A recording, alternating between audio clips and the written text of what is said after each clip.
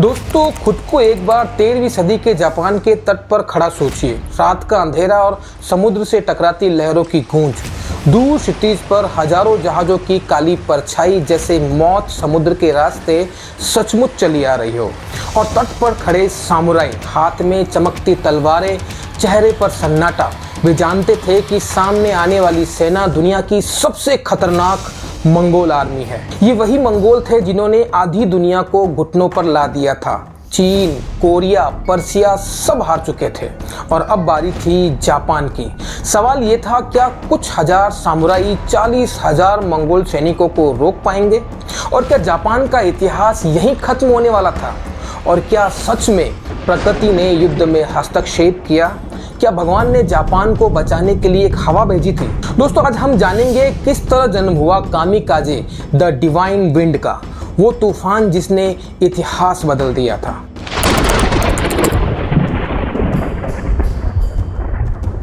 दोस्तों, 13वीं सदी का जापान एक फ्यूडल सिस्टम पर चलता था। सबसे ऊपर सम्राट होते थे, पर शक्ति सिर्फ नाम की। असल में सत्ता थी शोगुन के हाथों में, जो सेना का सर्वोच्च कमांडर होता था। और सारा नियंत्रण चलता था साइकेन और सामुराई के हाथ में। सामुराई वो योद्धा जो सिर्फ शरीर नहीं, आत्मा से लड़ते थे। कठोर ट्रेनिंग, कठिन जीवन और एक ही नियम, वफादारी, साहस और सम्मान। एक सवाल सोचिए, अगर एक सामुराई हार जाता तो वो क्या करता? भाग जाता? सरेंडर करता? नहीं, सामुराई मरना पसंद करता था, पर झुकना नहीं। और इसी सोच ने जापान को सदियों तक अजेय बना के रखा। और उधर दुनिया के दूसरे कोने में चंगेज खान ने मंगोल कबीलों को एक किया और एशिया से यूरोप तक साम्राज्य फैला दिया। उनका पोता कुबलाई खान इतिहास का सबसे बड़ा शासक बन चुका था। चीन, कोरिया, तिब्बत सब उसके पैरों तले थे। पर एक छोटा सा देश अभी भी उसकी पकड़ से बाहर था, और वो था जापान। और तभी कुबलाई ने जापान को एक चिट्ठी भेजी कि दोस्ती करो। उसमें लिखा था कि दोस्ती करो, नहीं तो युद्ध होगा। उनके सलाहकारों ने कहा कि शांति समझौता कर लो, लेकिन शोगुन टोकीमो ने बोला कि ये दोस्ती नहीं, गुलामी है और हम झुकेंगे नहीं। अब सवाल उठता है कि क्या एक छोटा सा देश इतने बड़े साम्राज्य को चुनौती कैसे दे सकता था? और तभी हुआ पहला मंगोल आक्रमण, यानी 1274 में। कुबलाई ने पहली बार भेजा 900 जहाजों का बेड़ा और 40,000 सैनिक। और सबसे पहले हमला हुआ सुशीमा पर, जहां सिर्फ 200 समुराई हजारों मंगोलों से कई दिन तक लड़ते रहे और मरते हुए भी बोले, हम पीछे नहीं हटेंगे। और फिर लड़ाई पहुंची क्योशो के हाकुजाकी बे में। 8 घंटे की भयंकर लड़ाई।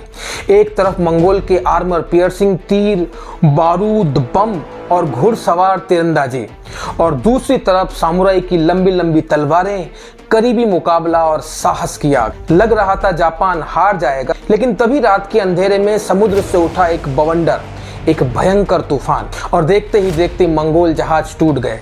40,000 में से 13,500 सैनिक मारे गए और पहला हमला फेल हो गया। क्या ये सिर्फ मौसम था या भगवान का संदेश? और यहीं से शुरू हुई कामिकाजे डिवाइन विंड की कहानी। फिर हुआ दूसरा और सबसे बड़ा आक्रमण 1281 में। पहली हार से कुबलाई बौखला गया।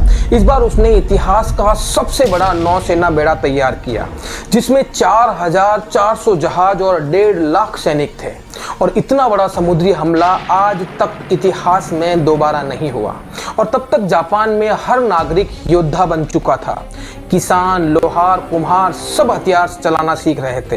तटों पर सी वॉल्स बनाई गई ताकि जहाज उतर ना सके। पूर्वी मंगोल बेड़ा हाकाते बे पहुंचा, लेकिन सी वॉल्स इतनी मजबूत थी कि कोई सैनिक जमीन पर उतर ही नहीं पाया।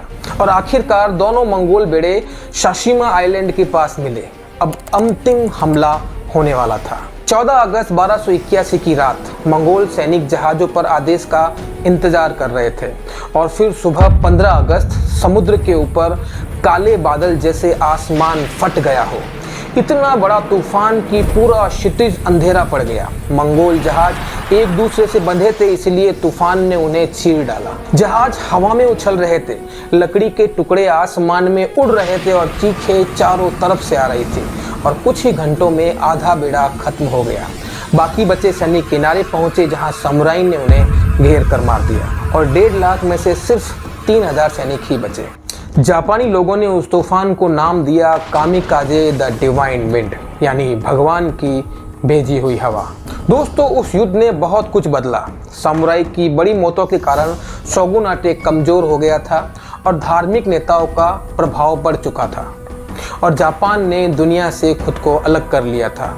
600 साल तक बाहरी दुनिया से संपर्क खत्म रहा और ये आइसोलेशन तब टूटी जब 1853 में अमेरिका के मैथ्यू पेरी ने जापान को दरवाजे खोलने पर मजबूर किया। दोस्तों सोचिए, अगर वो तूफान न आता तो क्या होता? क्या मंगोल जापान को जीत लेते? क्या वे आगे अमेरिका तक पहुंच जाते? और क्या आज की दुनिया का नक्शा पूरी तरह से अलग होता? कौन जानता है। लेकिन एक बात पक्की है कि कभी कभार युद्ध तलवारें नहीं, प्रकृति जीतती है। और वो हवा जो उस दिन समुद्र से उठी हमेशा इतिहास में याद रखी जाती है, कामिकाजे द डिवाइन विंड। दोस्तों, आपको ये ऐतिहासिक कहानी कैसी लगी? क्या आप मानते हैं कि ये सिर्फ मौसम था या सच में भगवान का एक कोई हस्तक्षेप था? अपनी राय कमेंट में ज़रूर लिखें। वीडियो अच्छा लगे तो लाइक और शेयर ज़रूर करें और हमारे चैनल अनफोल्डेड एमडी सर को सब्सक्राइब ज़रूर करें। बेल आइकन दबा दें ताकि ऐसी ही जानकारी और दुनिया की लेटेस्ट खबरें आपको सबसे पहले मिलती रहे। फिर मिलते हैं अगली वीडियो में, तब तक के लिए धन्यवाद। जय हिंद।